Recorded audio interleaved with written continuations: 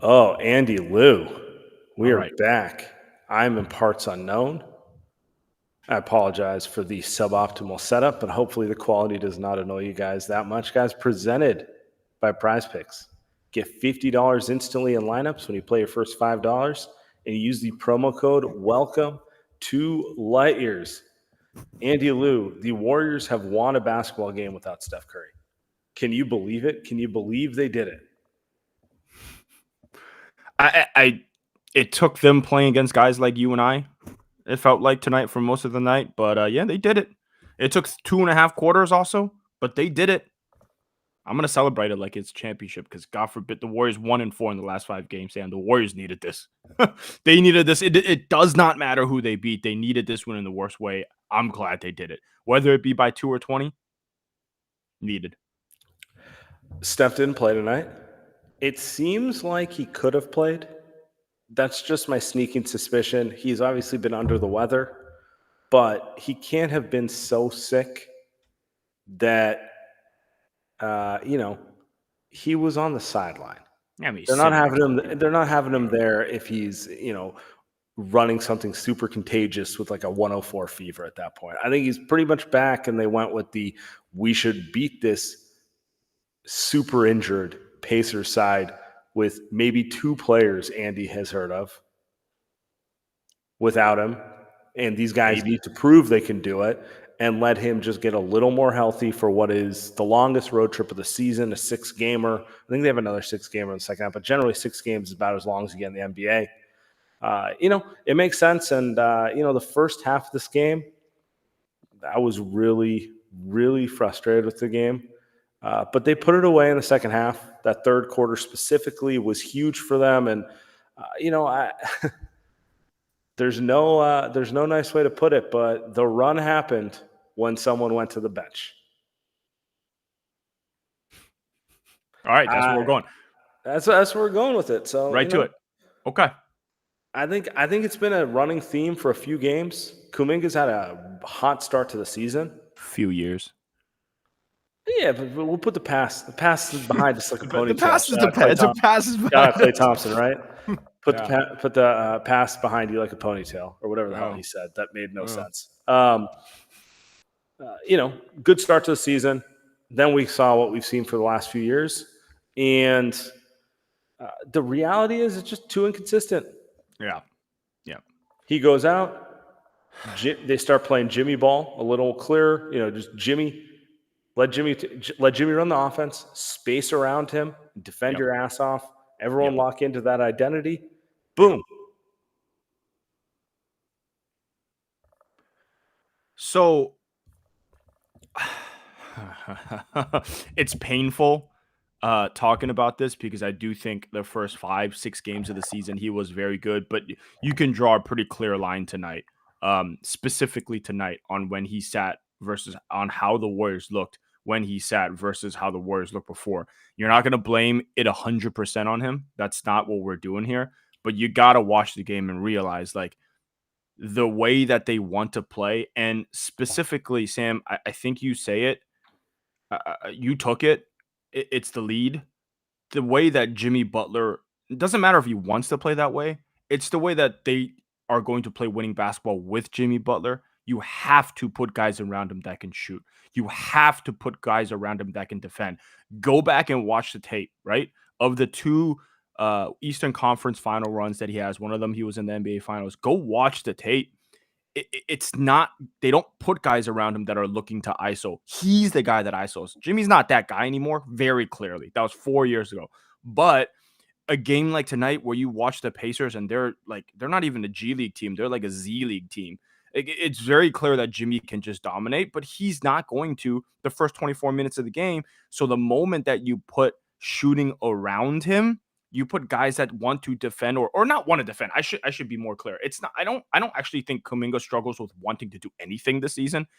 It's he just can't do it the way that some of these. He can't shoot that Moses Moody can. He can't shoot the way that Will Richard can. He also can't defend the way they can though. That's actually like the more disappointing part because I think we're sitting here and a lot of people say, defending his effort. Isn't that what KD's thing is? Like, but it's for this, like, you do need IQ, and the way that he's defending is not actually helping this team. It's actually hurting them. So, yeah, Sam, I'm a little sad that we had to go down this route right away. But really, like, they won the game in the first 6-7 minutes. He was out, right? And did he play the fourth quarter? I don't think he did. I don't think he went back in after the stretch in the third quarter. So, kind of throwing my hands up here, dude.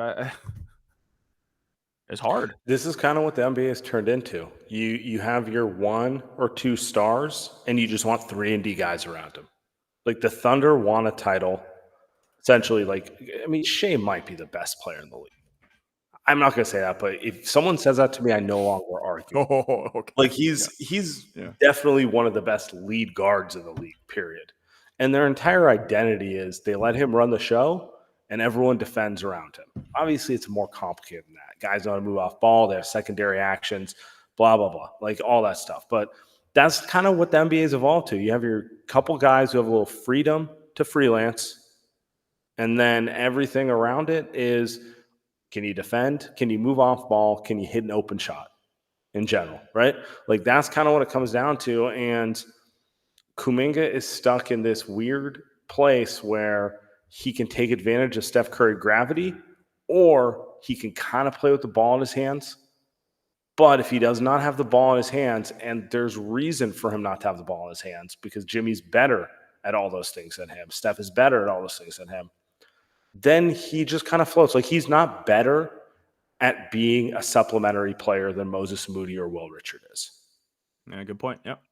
It's really that simple. And the question I'm wondering with this team is, how long is Steve Kerr going to stick with this lineup? Not for any other reason than I know he wants to bench him. I know he wants to move in a different direction. You watch his body language on the sideline. You see the way he's coached this team. I think this is him giving him a prolonged shot to prove that this can work. And I think can we be honest?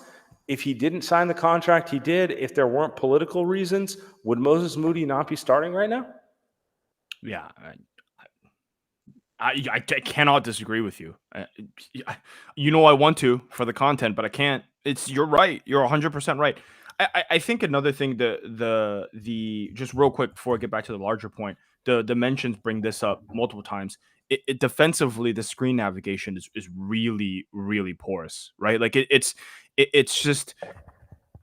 not about just going up against your man one-on-one and defending him. And he does that well against certain players, especially the long, lankier players.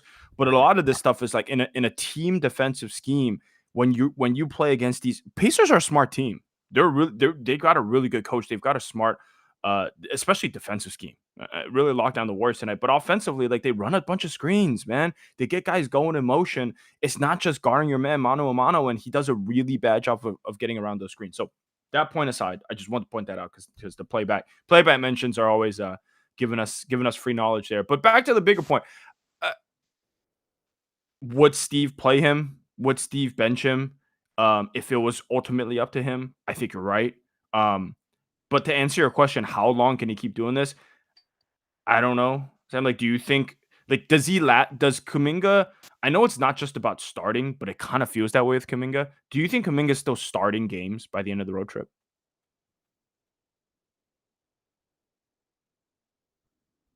I think I lost you. I think we lost you. I think you're muted.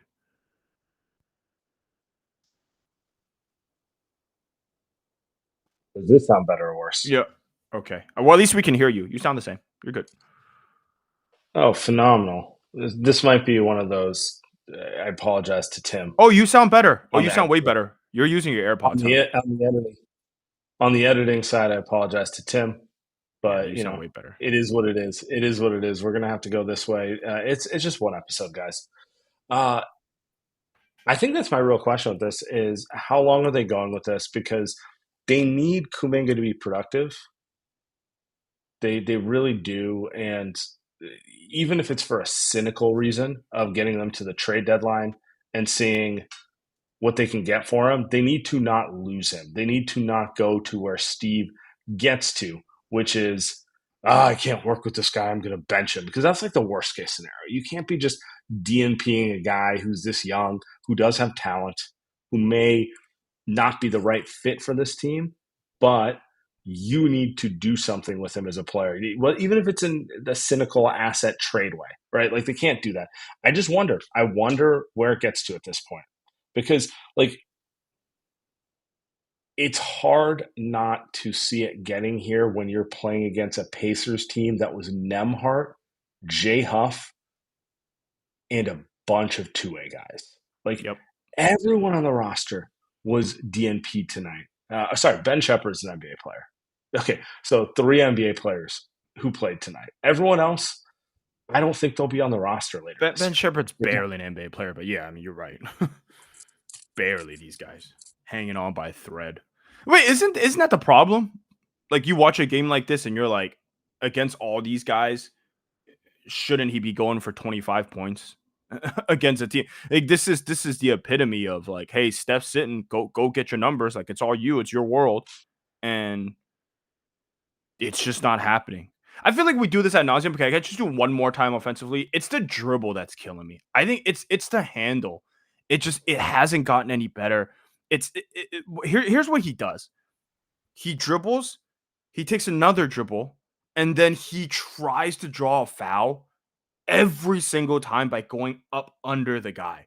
First of all, it's not basketball, right? Just from a grifter level, it's not basketball. But okay, everyone does it in the NBA. Secondly, there's no counter to that, right? So there's no, if it's not a foul, I'm going to go get the shot up and I'm athletic, I can get a good shot up or I look to pass. No, it's just a turnover, right? If it's not a foul, it's just a turnover. It's going the other way or it's going out of bounds. And so when you look at the other guys, I'm thinking of Nemhart specifically. He's good because he can really handle the ball. And it's not the same. He's a point guard, but he could just get to where he goes. Even Podz, who's really frustrating, at least he can handle the ball, right? At least he can get into the middle of the paint. He does a little pivot thing, passes it out, or he gets in the middle of the paint, cuts, and he can at least handle. Yeah, he is. He is. Podz is. And so I think the frustrating part with Kuminga is like, all right, well, you don't want to do the passing part, right? That's not really his game. That's fine. But you also got to find a way to get to your spots. What are Kuminga's spots? Is it the 12-footer? Is it the three-point shot? The three-point shot deserted him now. He went 0 for 5 tonight. So it's not that. So what is his spot? Getting to the rim? You kind of can't get to the rim if you can't dribble, though, right? Like he's not blowing by. He doesn't have this amazing first step. Nobody respects his shot. So nobody's jumping out at him. So I'm trying to like, there's no offensively, the handle isn't where it needs to be in year 5 to where it makes it. And you get nights like this where it's 1 for 9 in 20 minutes against a team that, I mean, what you just said, what Jay Huff, Jarris Walker. Jarris Walker's cool. Nemhart, Shepard. Jay Huff would be nice on this team. I like him. I really do like Jay Huff. He would be a nice player. But come on, man. You know? I was thinking about it when, like, did you see this went viral all over social media? The Virginia Tech kid, the Greek kid, he looked kind of like Luka with the step back, Neo, whatever. I can't pronounce the last name. I apologize. And it's like something I've been thinking about for a while, which is just how much both Steph and Harden, as much as we hate to give Harden credit, just changed basketball, where everything is about your skill level offensively. And it can be different ways, but like the days of just having a freak athlete you build around are gone. Like I think about this, but Sam Presti is by far the smartest GM in the NBA. Maybe not the best, but like you just look at the volume of talent he has drafted over the years. That dude knows ball. Do you agree on that? Like the dude knows ball. Correct. In 2012, he traded James Harden when basically ownership was saying, you know, you can keep one of Russ or Harden. And at the time, it was a completely logical move because Russ has like an elite motor, maybe the best athlete we've ever seen as a guard, all these things. But at such a like, the decision making, the thought process to get there is what someone would think 15 years ago. not what someone would think today.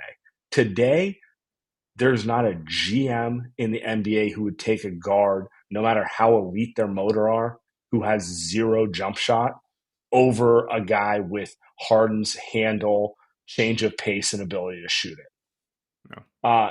And this is a roundabout way of saying, like, I feel like Kuminga is a guy who would have been a star in the 90s, would have been a star in 2004, where he just uses brute athleticism and the lack of a refined handle, the lack of the ability to make advanced reads, to get his teammates going, to have counter moves off of his athleticism would not have mattered at the same level. And that's not to say he cannot develop it. And the argument for him is always, if you give him space, who knows what he can develop into. And I'm not here to say that like that can't happen over time. I'm just here to say I'm watching right now and it's not happened to date. And I've watched it for 5 years and I'm a little tired of watching it to this point. And that's kind of the broader point with this team, which is I don't know what you're supposed to do with a guy who lacks the skill set to be a primary option, but also has not figured out how to be what he does have the skill set to be, which is, you know, the Aaron Gordon, the Andrew Wiggins, the slashing, do everything guy who might score 20, but like the ball doesn't revolve through his hands. He plays as a complementary player, and his physical gifts are such that he may have 24 and 15 because no one can stop him crashing to the boards. I don't know how we got here, but that's kind of where I'm going. That's kind of where I'm thinking with it, which is just kind of like, I think this is the perspective Kerr has had, and maybe he's been closed-minded about it, but this is probably the perspective he's had for 3 years at this point. And it's just it's tiresome because you see it in games like this where they look like they're going to lose to the Pacers with him playing, and the minute they take him off the floor, the game's over in 3 minutes. 3 minutes. That's all it took. 3 fucking minutes. They could have just ended the game in the first half. We could have podcasted at halftime. I could be asleep right now. Yeah. It's more importantly, right? I don't disagree. Again, I don't disagree with it. We're an echo chamber today because the frustrating part of it is year 5. And we have seen a lot of this. And I think one thing I want to go back on, I forgot what I was going to say, but the thing I wanted to go back on to this too is with Kuminga, this is why you see a lot of the old ex-athletes kind of have the take where it's like, oh, they need Kuminga. He's one of the most talented players, because more often than not, these old athletes don't know basketball, at least not currently. Like, that's just like, how often do you see these ex-athletes actually know how the game is played today? Like, they don't know because they grew up playing a totally different game, right? Going back to your point about how the game has changed so much since the 1990s. Like, these guys grew up playing the game a certain way. They don't understand that the 3-point line has made so much of this stuff non-existent, like completely non-existent. A lot of these old players, it would be completely different players in today's world. So I agree with you there. I think tonight the worst part of it is these are games where he should dominate. Like, we should sit here and say, like, hey, like, this is where Kuminga has superstar potential. Like, really, that's the conversation we should be having. I was expecting that's the conversation we should be having, Sam, but if you can't do it against the Indiana Pacers like this, you're running out of excuses. Because a lot of the Kuminga stuff is there's a lot of excuses. Whether you say it's justified or not, it's a lot of excuses. It's you got to play in Steph's system, you got to play in Steve's system. We don't have the contract we want. We don't have the this. We don't have the that. At some point, you just you run out, man. Like, you're not 18 anymore. Right? You're year 5 in the league, dude. I don't really care if you're 23 years old. It's year 5 in the league. You have a starting role. You have guys around you that are good basketball players. He's not same age as Will Richard. You know? Yeah. And Moses Moody. Actually, Will Richard's technically younger than him. Although, like, who are we to argue about October versus December? You know what I mean? It's the same thing. But you're out of. There's nothing left to say. I'm not mad because I've been mad for so long about this that at this point there's There's nothing left. Sam, you watch games like this, and it's not that you give up on them, but I think last thing from me is the fear is that what you just said earlier. The fear is that Steve Kerr just goes, I'm done with this, and by the time January 15th comes around, when the trade deadline comes around, you don't get too much for him, and we got to keep running this back because it's obvious, right? The early season first 5 games is a bit of a mirage. Is it? Is that not? Well, Like, is that not kind of just true? I'm just going to tell you right now, he's going to have another 5-game spell where he puts points on the board and looks great sometime between now and January. But I'm just over pretending a corner is going to get turned. I don't think it's going to happen. I really don't. I don't know why anyone would think it would happen. We've seen it for years upon years. And the part that actually does concern me is I could draw a direct line between this, we need to play him, and the losses that they suffered in Indiana and Milwaukee. And I'm not putting it all on him. But I know they're serving multiple goals. Yep. One of those goals is winning, and one of those goals is asset management. And I just don't know that you can do both at the same time. Like, they're bleeding games. And as we're seeing, that's what's frustrating because they're not so good that they have the space to do it. I do think they have a 50-plus win team on this roster. I do not know if they're going to be able to play it the amount they need to. And then I worry that because this Indiana team that they put out there tonight without Siakam, with like all these guys missing time, like this is a joke roster. This is a soft tank roster, But we said that about the team they lost against Milwaukee and in Indiana, and those are the margins between being a 51-win 4 seed and a 46-win 7 or 8 seed.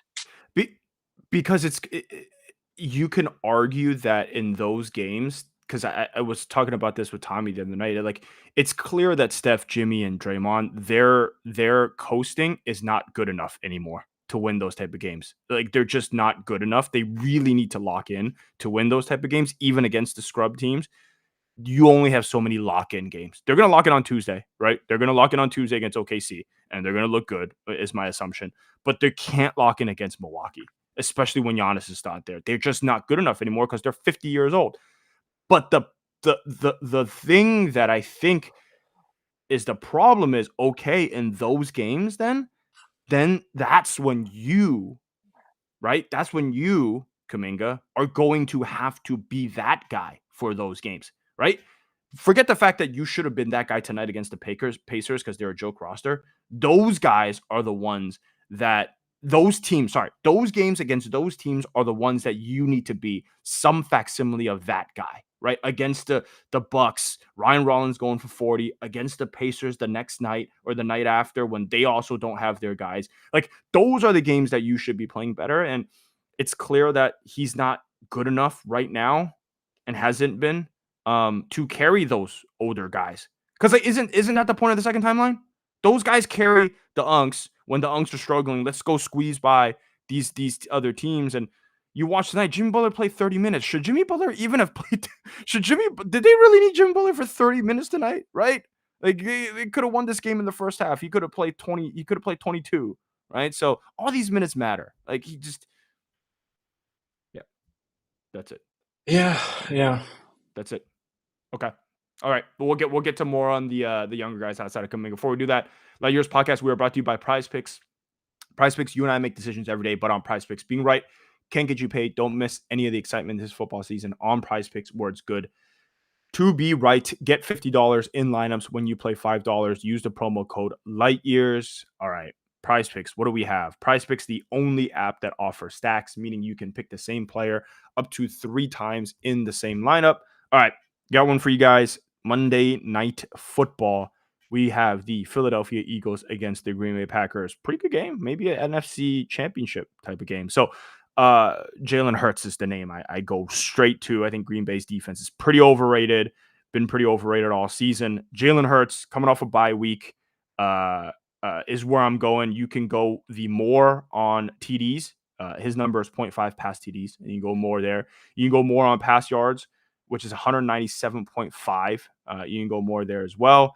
And then lastly, third, you can go more on the 0.5 rush and reception TDs. I think, Jalen Hurts is always good for rushing TD. So you can stack up those three numbers, pick them all on the same lineup, only on Prize Picks. The app is really easy to use. That's all you got to do. Pick more or less on a couple player stats, stack them all up on Jalen Hurts tomorrow night. So download the app, use code LightYears, get $50 in lineups after you play your first $5 lineup. That's code LightYears to get $50 in lineups after you play your first $5 lineup. Prize Picks, it's good to be right. Yeah. Let's well, actually, no. Before we get to it, guys, I'm gonna talk about my favorite thing in the world. You guys know what my favorite thing in the world is. It's underwear. Nothing puts me in a better mood than the right pair of boxer briefs. Real game changer. When you know what sucks when you're traveling? Nothing's worse when you're traveling. You just kind of feel shitty. Like, what's the first thing you want to do when you get off the plane? You want to take a shower. You want to do all those sort of things. And not being in comfortable clothes, that's a contributing factor as well. So, I can be pretty irritable if I don't have the right underwear. And for me, the pair I've found that fits better than anything I've ever had is Skims.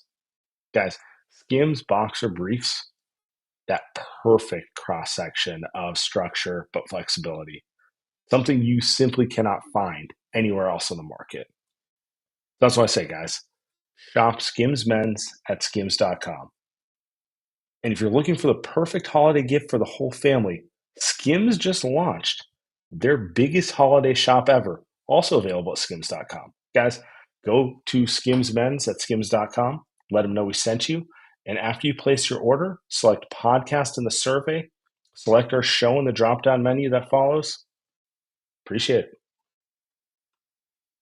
So that kind of devolved into a darker direction than I wanted to go with it. But let's talk about the other side of it, which is the big run they had in the third quarter. Who were the players on the court when they had that run? Moses Moody. Will Richard. Will Richard. Couldn't post. Will Al Horford too. By the way, Al looked a little better tonight. Let's go. I don't want to quit. I don't want to quit on Al. My guy was looking old to begin the season. No denying that. But let's talk about the two big ones, which was Moses Moody and Will Richard. Combined 28 points tonight. Combined, they were both plus 20. They basically the run was defined off their ability to get stops, get on transition, hit shots, or cut and finish in the paint. Right? Like is that the correct way to put it? Yep. And I don't know. You tell me what you saw. Okay. Do you remember someone named Caleb Martin? He was actually on the floor tonight. By the way, he was actually on the floor tonight, which is hella funny. I was laughing because they threw a ball to him and he picks the ball up and shot clock's running down and he just no, it's good. By the way, that was Cody Martin, not Caleb Martin. Oh my god, I sound like an idiot. I'm sorry, but Cody Martin, by the way, not a bad basketball player either. Though he looked kind of washed. But Caleb Martin, you remember Caleb Martin. Do you remember Max Strus? You remember Max Strus. You remember Duncan Robinson? You remember Duncan Robinson. Who am I naming? I'm naming the 2021, 2022 Miami Heat. Just go look at the rosters. Go look at the players that they put around Jimmy Butler. And go fast forward to 2025 and look at these two guys, Moses Moody and Will Richard. Those are what those guys are, right? Will Richard, he's not perfect. He's not a perfect basketball player. But what he does well, works around Jimmy Butler. What does Jimmy Butler like to do? Jimmy Butler likes to look at mismatches, force mismatches, and not really shoot. He likes to kick. He loves to drive and kick. He loves to give up the open layup. I think I saw a couple times tonight. Remember that Moses Moody big and 1 3-pointer? Jimmy Butler had like an open 8-footer, open 5-footer, kicks it to the corner. Moses Moody pull up 3, hits it and 1. Kind of a crazy shot. But regardless of that, Moses Moody had a ton of open looks. Al Horford had a ton of open looks. You get the ball. The one thing with Jimmy Butler that you need to do on offense, there's only one thing you need to do. You just need to get the ball and you need to fucking shoot the ball. No hitch, no waiting, no hesitation. And this is something that Podz struggles with a lot is get it, you shoot it. Al Horford's really good at it. Will Richard's really good at it. Moses Moody's really good at it. Quentin Post is really, really good at it. And so you put those guys around him, there's your run. Like, it's not that hard because you really don't need to have guys to defend to beat the Pacers because they don't have any scorers, right? And so I just keep going back to that, Sam. That's what I saw. You just good role guys that can defend a little bit, and when they get the ball, just shoot a three. Don't need a midi, don't need a pull-up dribble, don't need a dribble around. Like, I don't need Moses Moody create. I really don't. That's actually the last thing I need. I don't need him trying to create. I don't need Al Horford trying to create. But Get he the ball and keeps it. fucking But shoot the ball. he keeps it simple. He knows his role. Yes. He you know, kick it to me. If I'm open, I shoot it. If I'm not open, one dribble, get into the paint, kick it again, or swing. You're not trying to overcomplicate the game. I mean, some of the chat's asking why isn't he giving Richards more minutes? And that's kind of why we talked about the Kuminga thing the entire time, going ahead of time. It's hard to find minutes when you have to fit 25 plus minutes for a guy in there. Like they have a limited number of guys. They have a limited number of minutes they can get to. That's the issue right now. That is the issue that is leading to stuff like Will Richard or Moses Moody not playing as much as you think they should. Well, they did play Will Richard today. What happened? JK got benched, right? To your point, he got benched. Yeah, I do agree with your point. Like, I actually think it's funny. I got a text from a friend after Friday night's game where they're just like, why did they give Jimmy a max if he can't elevate when Steph's not on the floor? And I understand the sentiment. I just like, how would you describe Jimmy as a player? I'm going to put it this way to you. How would you describe him as a player? Ooh, that's a tough one. Do you have an answer that you want to go with, or you want me to just okay? You go with the answer that you have then, because I gotta, because I'm just gonna ramble if I go first. You go with your answer. I think there's this idea he's a scorer. When I think of him more as what Ben Simmons should have been. Oh, like he's a point forward. He would much rather drive and kick and get correct. 15, 20 assists. Yes. He's got it in him to bully ball, a 30 ball and a 40 ball here and there, but that he's just not skilled enough to be a better scorer than that on a regular basis. You know, like if he does it, it's pure will and dog. You know, it's not because he's like a gifted shooter or he's that guy. I think he is one of the smartest players you're ever going to see, and he's a very strong, physical downhill guy. And to your point, you put shooting around him and you put competitive guys around him, he will win, and he will win a lot of fucking games that way. You know? So to me, it's like that's who he is as a player. That's who he's always been as a player. And playoff Jimmy aside, that's probably who he's going to be as he gets older. A smart player who makes the right play, who elevates, like he elevates the Moses Moody's and the Will Richards of the world as well as anyone other than LeBron James. Like that's like really what I think of. Like they elevate the same type of player. I'm not saying he's that good. I like that point. Yeah. I'm not saying he's that good because you're talking about one of like the 5 best of all time, but it's like that type of thing where it's like you give him dudes who can defend and stick an open shot, and he's gonna get them. He's gonna get them as far as they can fucking go as a team. So to answer your friend's question, I do think they paid him all this money because first off, that's the only way they could have gotten him. So that's to be clear, that's the only way they could have gotten him. And if they didn't get him, this team would fucking suck. So there's to answer that. We saw it for years. Without him, this team stinks. So they had to do it, which is why they did it. And then they went 25-5 and they made the second round of the Western Conference Finals, and they probably would have made the Western Conference Finals if Steph didn't pull a hammy. I think that's a pretty fair, factual argument. If you look at his contract, it's $54 million. Just looking at it while you're talking, $54 million, seventh highest contract. But the difference between him and like Kawhi Leonard, who's 16th, is $4 million. So it's all kind of the same thing. I mean, the max is just based on how many years they've been in the league, right? So he is. I think the other thing too is he's a perfect player to pair next to Steph. I think that's the other one. I think there are players that you can put next to Steph that would also be awesome. But Jimmy Butler specifically makes life so much easier next to Steph, specifically around getting the ball, not turning it over, getting other guys open looks. Like that's what he does very well. The question becomes, Now, do you have the right players around those two guys? And that's actually the Warriors' problem. Not paying Jimmy the max. The question is, now you're paying Johnny Kuminga $25 million, and what is he actually doing with that $25 million? What is he providing you for $25 million? That's the problem versus, hey, why are you paying Jimmy the max? He's gonna get the max. I mean, it's just how it's gonna go. It's the team is so much better when he has that. Yeah, go ahead. You could argue that they should be giving him 40 instead of 50. He should be the 20th highest paid player in the league instead of the 10th, or what would you say, 7th or 8th. Whatever. He wouldn't be here. Like, He wouldn't be here though. He wouldn't be on the Warriors. That's the thing. I also view that as kind of like, all right, you think he's more of a 40 instead of a 50 guy. Like, that's not the thing that's limiting your team. What was limiting your team was you didn't have a guy who was worth more than 20 prior to acquiring him. You had no one who was that good. So, yeah, if you're telling me, oh, I'd much rather have Luka Doncic at that price, like, sure.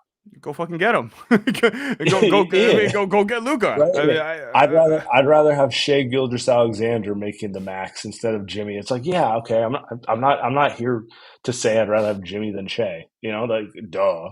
But like, it is what it is. Someone in the chat actually put a super interesting question that I don't know that I have an answer to off the bat. Would you? Oh, sorry, I misread it. He's saying, would you trade JK for Anthony Davis? You cannot do that. Let me ask you this. Would you trade Jimmy Butler for Anthony Davis? Yeah, I think that's where you're going to go with it. That's what I read in because they make the same. That's actually like that works without other players. They make exactly the same. Exactly the same. It's funny. Or Giannis. They make exactly the same too. Or Luka. Right. That's the funny part. It's like, yes, I would be willing to trade Jimmy for Giannis. Like, yeah, shocker, okay. Yeah, he would really elevate guys when stuff's not there. Yeah, no shit. Jimmy for the AD is, dude, I don't know. Can I just say no off the vibes? You can give me the actual like basketball analysis, Sam, but can I just say no off the vibes? Can I just say I've enjoyed Jimmy's tenure here so far, and I just don't want to see him go unless it's like literally for Giannis. Like, can we just keep Jimmy? He's awesome. He's fun. I mean, he was in the locker room talking about like, hey, it's not the coach's fault. We just got to play better. And I'm just like, you know what mentality that is? That's football player mentality. Like, that's really, he's got football player mentality where it's like football player. Oh, yeah. But he's got that mentality where it's like football players have mentality where it's like no excuses. Like their thing is no excuses, right? Like we figure it out, we don't figure it out, and it's our fault. And we just know basketball players, a lot of excuses. A lot of excuses for basketball players and wide receivers. It's a lot of excuses. So I just with Jimmy, he just feels like a big football guy, Same with Draymond. It just no, I'm not trading for AD. You give me the other side if you disagree. I mean, the current version we're seeing of AD with Dallas, who looks 20 pounds overweight, no. But it's hard to deny that the best version of AD is not the perfect player to put with Steph outside of, the MVPs. So like, Giannis, Jokic, LeBron, those type of guys. I don't think I can do it. I don't think I could do it either for the same reason you are. But it is kind of funny because AD is a guy the Warriors wanted for years. And now they have a shot to get him. Let me ask you this. Would you do Draymond and Kuminga? In a second. Oh, that one even for fat AD. Even for fat AD, Sam, I would do it. That one hurts me. That one hurts me. That one hurts me more. That one hurts me more. Not because I disagree with the basketball logic of it. Like, there is a little duplicity with Draymond and Jimmy together, Like, I get it. They're both point forwards. They both are, like, best when they're kind of doing that. But it's like, I hate the idea of trading Draymond. I really do. Nico might be dumb enough to do it. Nico might be dumb enough to do it. Nico's for sure a Kuminga guy. Nico might give us Cooper Flag. Nico might give us Cooper Flag for Kuminga. I don't know if he's going to be given the opportunity here in about a couple of weeks, but yes, that is. I don't know. He swindled I don't know how he got the opportunity to do the first thing he did. I didn't even Like, get listen, the job. I don't know if honestly, if Mike is not pinging him every week, just like seeing if it's an opportunity, it's like, hey, dude, what do you think about what do you think about Cooper Flag for Quentin Post? You guys need floor spacing. You down? You down? No. I think AD. Yeah, you work in sales. Like you know the drill. When you have someone you know could be sold, it's got to be hitting. Yeah, you keep going back to the well, huh? I mean, look, the Shooting, Sixers got him in. shooting text. Sixers Yeah. got Grimes. I mean, that was a ridiculous trade. Looking back on it, it's like, can you imagine the Warriors with Quentin Grimes? Isn't Quentin Grimes a perfect? Bro, wouldn't he be perfect for the Warriors right now? that was a horrendous trade, and that wasn't even top 5 dumbest thing he's done in the last year. Dude, I follow Mavs fans a lot because I don't know. I somehow have a lot of Mavs fans. They've been killing it, by the way. I'll give the Mavs content guys, the podcasters, the streamers. They got a lot of material. You have my respect. You guys are no one is operating on your level right now. Yeah, but they brought back a quote that I forgot that Nico said, and when the Mavs won the lottery, 1.8% chance of winning the lottery, Nico looked at the camera with a straight fucking face and said, "Do you believe in the plan now?" or some shit like that, and I would just start crying laughing. Like this motherfucker must be one of the dumbest dudes in the world. I just dead face looked in the camera talking about like this part of the plan, getting Cooper Flag. I mean, anyway, all right, where were we, Sam? The second part of the plan is getting the number 1 pick again and getting Darren Peterson. You seen him? No, nice. I have not. Nice. What about the other guy, AJ guy? There's an AJ. This lottery is stacked, huh? Diambasa is nice. I'll tell you. This is a I'm gonna get way too hyped on this draft. I'll put it that way. It's are you gonna be hyped when the Thunder get the first overall pick from this draft? Are you gonna be hyped? No. I'll be. I mean, yeah, I'll be disappointed. Yeah. Let's talk. Yeah, let's talk about something else. Where are we going? Let Brooklyn have. Brooklyn is MPJ, Cam Thomas, and 10 players I've never heard of every night. Four first round draft picks. All of them suck. And Cam Thomas just tore his hammy. Just what a dumpster fire of a team. By the way, they got the best podcaster in the NBA though. Is he still? Carlos Boozer has a son. Guys, I don't know anything about high school or college, so you got Cam Boozer can play. He's kind of a He's kind of a Kevin Love protege, but he's better. I don't want to say that. Prime. Wow, better than K Love. Woo. Nah, that's unfair. But wow. Anyway, cool draft. Check out Darren Peterson. Yeah. That's all I'm gonna say. That's fine. 6'6" point guard. Jesus. Oh man. Bro, he looks like Shea. He looks like Shea and Kobe with a 3-point shot. Like, it's unfair.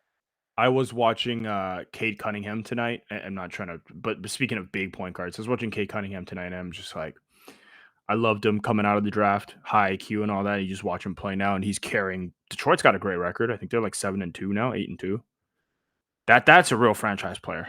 I mean, he just turned around a whole franchise. So I don't know, 6'6" point guard, Darren Peterson, very cool. I'll check him out. Reminds me of Podz. Yeah, let's talk Podz. Are we talking? Are we talking Podz? What are your thoughts on Podz? I mean, it's.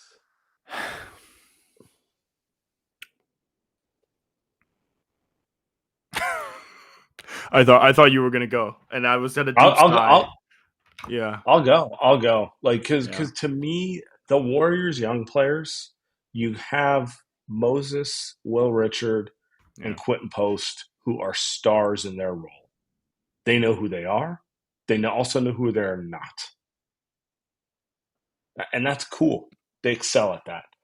And then you got Kuminga and Podz, who think they can be front-end guys for a team, which there's nothing wrong with thinking that. But in Kuminga's case, we already discussed it. I'm just not convinced. In Pod's case, it's a little murkier for me because on the one hand, he is able to play a supporting role comfortably.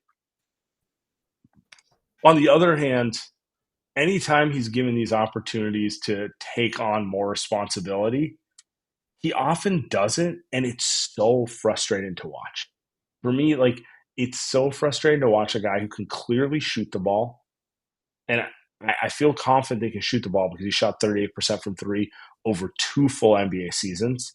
He's not a great shooter, but he can shoot the ball. And he has the ability to make plays off the pick and roll. So again, I'm not out here pretending he's Cade Cunningham or Shai Gilgeous-Alexander, but he has the foundation of someone who should be able to run a second unit offense. Yeah, I agree. Pick and roll. They go under. He should be able to stick the shot. They don't go under. He clearly has enough passing chops to hit a defense up.